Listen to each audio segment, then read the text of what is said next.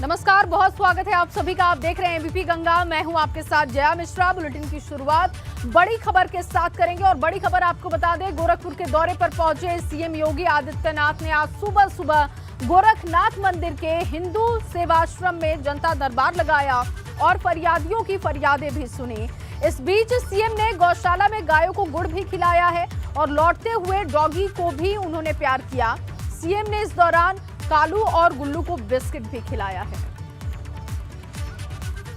तो देखिए, लगातार आपको जानकारी दे रहे हैं क्योंकि गोरखपुर दौरे पर सीएम हैं और आज वो लखनऊ के लिए रवाना हो सकते हैं, लेकिन उससे पहले सुबह सुबह उन्होंने जनता दरबार लगाया, लोगों की समस्याएं सुनी, अधिकारियों को निर्देशित किया समस्याओं के निस्तारण का।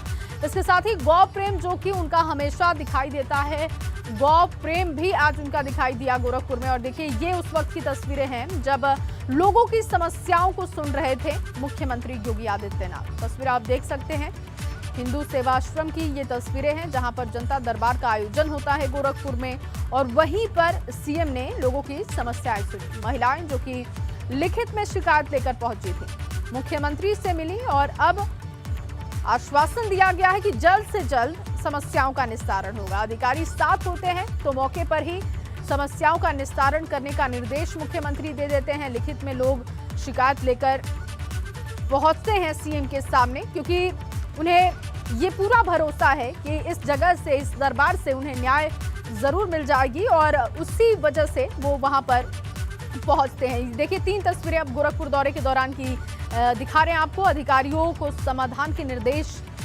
मुख्यमंत्री ने जब जनता दरबार में दिए, उस वक्त की तस्वीरें ये देख रहे हैं आप। उसके बाद गौशाला की तस्वीरें भी देख लीजिए और कालू और गुल्लू को बिस्किट खिलाते हुए आज सीएम फिर से दिखाई दिए। तो अपने डॉगी के साथ मुख्यमंत्री योगी आदित्यनाथ देखे गए। इसके बाद गौशाला की तस्वीर भी आप देख रहे हैं, गौ प्रेम उनका आप देख सकते हैं और साथ ही साथ आप जनता दरबार की तस्वीर भी देख रहे हैं जहां पर फरियादी अपनी फरियाद को लेकर पहुंचे, लिखित शिकायत लेकर पहुंचे और सीएम से मिले। और चलिए आगे बढ़ेंगे और अब बात समाजवादी पार्टी की भी कर लेते हैं क्योंकि मुलायम सिंह यादव ने जब समाजवादी पार्टी बनाई थी तब से पार्टी ने सिर्फ ऊंचाइयां देखी, लेकिन जब अखिलेश यादव पार्टी के अध्यक्ष बने तब से सिर्फ और सिर्फ हार का स्वाद ही चखा है। 2016 में जब फूट पड़ी थी तब भी पार्टी को बड़ा नुकसान हुआ था और एक बार फिर से वैसी ही स्थिति दिखाई दे रही है। फर्क इतना है कि तब शिवपाल के साथ कई वरिष्ठ नेता खफा थे और इस बार मुस्लिम नेताओं ने अखिलेश के खिलाफ गोलबंदी तेज कर दी है। इस गोलबंदी के केंद्र में आजम खान है जो कभी भी बड़ा फैसला ले सकते हैं।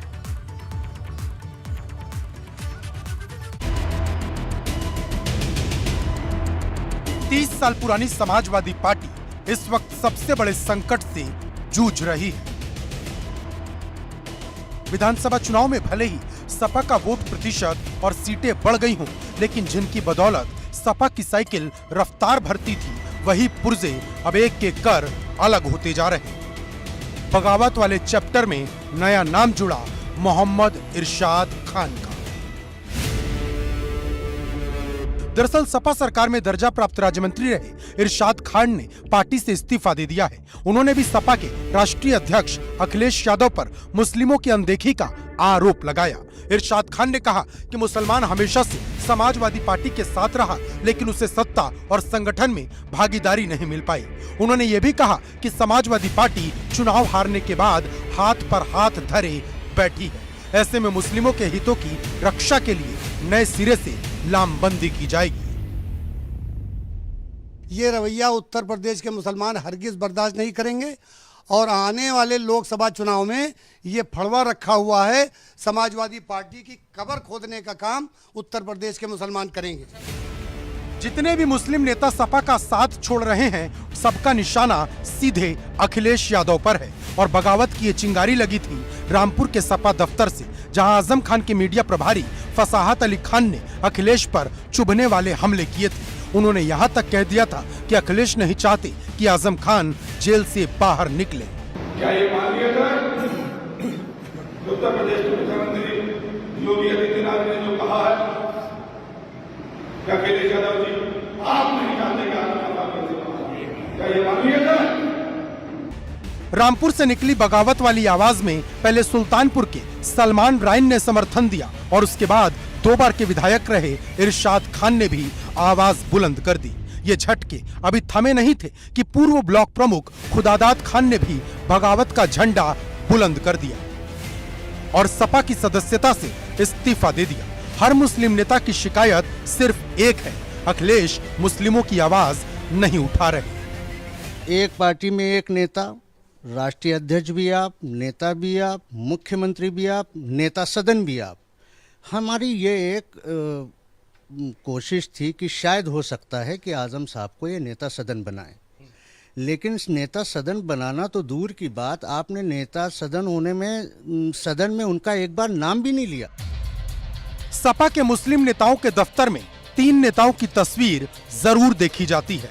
पहली मुलायम सिंह यादव की, दूसरी अखिलेश यादव की और तीसरी आजम खान की। लेकिन अब कुछ मुस्लिम नेता अपने दफ्तर से अखिलेश की तस्वीर उतारने लगे हैं। उन्हें मुलायम से तो पूरी हमदर्दी है, लेकिन अखिलेश की रणनीति पर एतबार नहीं हो रहा। देखिए भाई, फावड़ा भी रखा हुआ है और अखिलेश यादव की फोटो भी उतार दी है, लेकिन नेताजी और आजम खान साहब की फोटो लगी हुई है। तो इतना पुराना रिश्ता था आपका समाजवादी पार्टी से? मैं समाजवादी पार्टी में बहुत पुराना सदस्य हूँ, नेताजी के टाइम से सदस्य था। फिर बाद में मैं बसपा में चला गया था। बसपा में मैं 2 बार सरोजनी नगर से एमएलए रहा और एमएलए रहने के बाद मैं फिर समाजवादी पार्टी में, अखिलेश यादव जी ने जब बुलाया तो मैं फिर समाजवादी पार्टी में आ गया और उन्होंने टिकट भी मुझको नहीं दिया। 22 के चुनाव में एक ऐसे व्यक्ति को टिकट दिया था, मैं बांगर में उसे टिकट मांग रहा था, वहीं से मैं लड़ भी चुका हूँ। तो वहाँ ऐसे आदमी को टिकट दिया जो खाली एक्सप्रेस वे पे खड़े होकर ऊपर उनके आने जाने पे झंडा हिलाता। बगावत की आवाज उठाने वाले ये वही इरशाद खान हैं जिनके घर कुछ दिन पहले शादी समारोह था और अखिलेश यादव भी शरीक हुए थे। इससे पता चलता है कि इरशाद सपा के कितने बड़े नेता थे और उन्होंने समाजवादी पार्टी के लिए अपना खून पसीना एक बहा दिया। अगर आजम खान साहब की इज्जत समाजवादी पार्टी में नहीं हो सकती तो उत्तर प्रदेश के आम मुसलमानों को न्याय मिलने की उम्मीद हम मुसलमानों को बची नहीं है। मुसलमान अखिलेश यादव से अपना मोह भंग कर चुके हैं और उन पर से अपना भरोसा उठा चुके हैं। अखिलेश यादव समाजवादी पार्टी के वो नेता हैं जिनके नसीब में मुख्यमंत्री का पद तो रहा, लेकिन अपनी बदौलत वो पार्टी को अब तक जीत नहीं दिला पाए। चाहे 2014 का चुनाव हो, चाहे 2017 का, चाहे 2019 का या चाहे 2022 का, बैक टू बैक अखिलेश चुनाव हार रहे हैं और अब पार्टी के गिरते एक एक स्तंभ उनकी चुनौती को और बड़ा कर रहे हैं। लखनऊ से विवेक त्रिपाठी के साथ ब्यूरो रिपोर्ट, एबीपी गंगा। और अब बात करते हैं लाउड स्पीकर के लड़ैया की, जान वाले विवाद की। हनुमान चालीसा पर आ गया है। कल हनुमान जयंती थी, जगह जगह पर पूजा पाठ हुआ, लेकिन असली लड़ाई लाउड स्पीकर वाली दिखाई दी। ये विवाद इतना गर्म हो गया कि यूपी के शहर शहर में मंदिरों के ऊपर लाउड स्पीकर तान दिए गए थे। दिन में 6 बार हनुमान चालीसा का पाठ हो रहा था।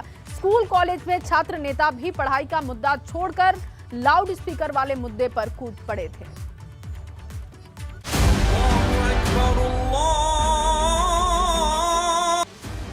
विवादों के लाउड स्पीकर पर शहर शहर मचा शोर।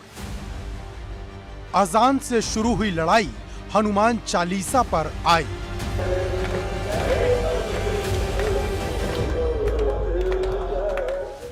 अब मुद्दा लाउड स्पीकर नहीं बचा, अब तो धर्म मुद्दा हो गया है और धर्म वाला ये मुद्दा ऐसा मुद्दा बन चुका है कि इसका शोर यूपी के शहर शहर में सुनाई दे रहा।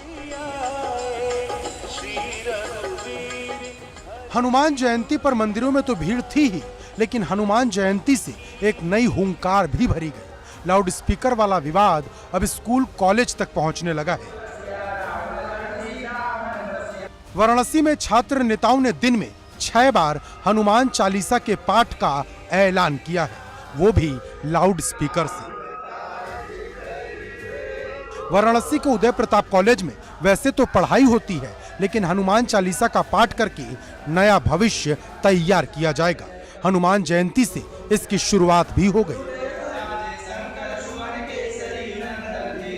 इस शुभ अवसर पर हम सभी जो है छात्र यहाँ के उदय प्रताप कॉलेज के हम लोगों ने आज ये सोचा कि आज के दिन से एक नई शुरुआत की जाए और हनुमान चालीसा का पाठ हम लोग अच्छे टाइम यहाँ पे करेंगे। हम लोग को अजान की आवाज़ें बिल्कुल हम लोग के दिमाग में जो रहती थी वो घर कर जाती थी, तो हम लोगों ने कई बार प्रशासन से मांग भी किया कि इसको बंद कराया जाए। जब बंद ना हो सका तो हम लोग भी अब 6 पहर जब अजान होगा तब हम लोग 6 पहर हनुमान चालीसा को पढ़ के अपने सौहार्द को बढ़ाएंगे। विवाद का भोंपू शहर शहर बज रहा। कानपुर में भी हनुमान जयंती पर लाउड स्पीकर से हनुमान चालीसा का पाठ हुआ। कुछ लोगों ने सुबह 6 बजे से ही लाउड स्पीकर पर हनुमान चालीसा का पाठ शुरू कर दिया। पूछने पर बताया अभी तक अजान सुनकर उठते थे, अब लाउड स्पीकर से हनुमान चालीसा सुनाकर लोगों को उठाएंगे।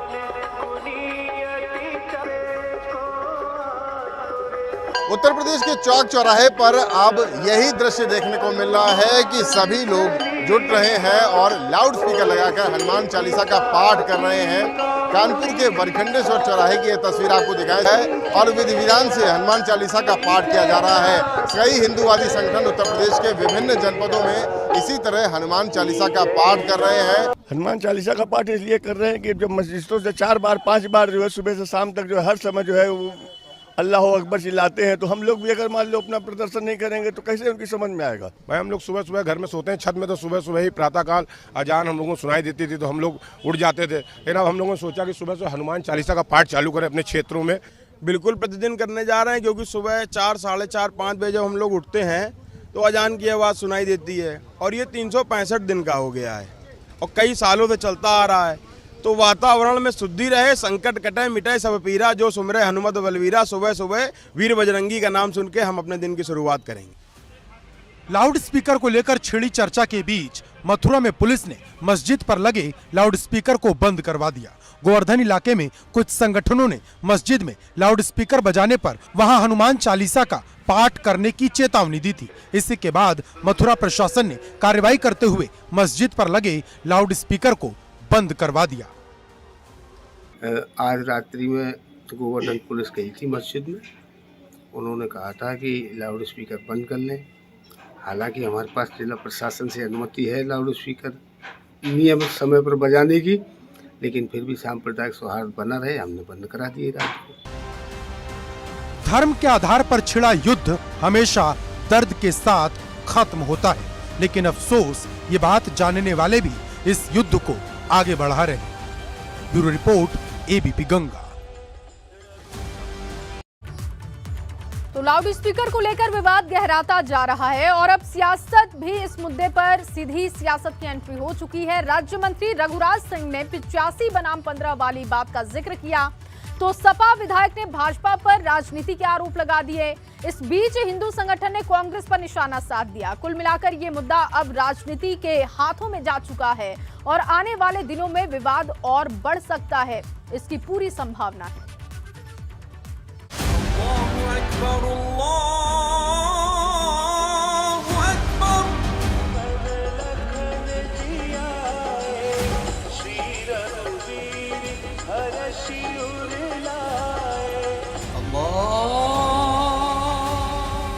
पूरे देश में इस वक्त 2 आवाजें सबसे ज्यादा चर्चित हैं। एक है अजान की और एक हनुमान चालीसा का पाठ।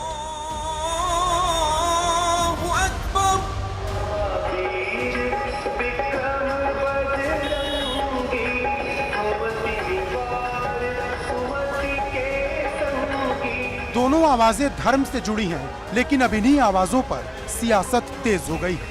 लाउड स्पीकर के मुद्दे को राजनीति ने घसीट लिया और सियासी दल एक दूसरे पर हमला करने लगे। यूपी सरकार के राज्य मंत्री रघुराज सिंह ने इस लड़ाई को 85 बनाम 15 का नाम दिया। यहाँ तक कह दिया देश में कुछ लोग लोकतंत्र का दुरुपयोग करते हैं। देखिए 85% बनाम 15% का मामला है, इसलिए लाउड स्पीकर बंद होने चाहिए। 1925 से पहले लाउड स्पीकर की कोई खोज खबर थी नहीं और 1930 में वो चल के लाउड स्पीकर बना। इसलिए आपके माध्यम से मैं कहना चाहता हूँ लाउड स्पीकर की कहीं कोई आवश्यकता नहीं। रघुराज सिंह उसी अलीगढ़ की जमीन से खड़े होकर 85 बनाम 15 वाली बात कह रहे थे, जहां हिंदू संगठन ने 21 चौराहों पर लाउड स्पीकर लगाकर हनुमान चालीसा के पाठ की अनुमति मांगी थी। अब इस मांग को राज्य मंत्री का समर्थन मिल गया है। रघुराज सिंह ने कहा, या तो प्रशासन लाउड स्पीकर की अनुमति दे या तो सभी लाउड स्पीकर बंद कर दिए जाएं। उनके पंथ में लेकर कहीं कुरान में लिख रहा है कि लाउड स्पीकर बजाओ? कहीं कुरान में नहीं लिख रहा कि लाउड स्पीकर बजाया जाए। ये किसने कह दिया? जबरदस्ती कोई कानून नहीं बनाना चाहिए। और सम्मानित सुप्रीम कोर्ट का हम सबको पालन करना चाहिए। 2005 का आदेश है कि लाउड स्पीकर बंद होने चाहिए और होने चाहिए, पूरे देश में बंद होने चाहिए। केवल वोट के आधारित जो नेता लोग काम करते हैं और वह देश का नुकसान कर रहे हैं।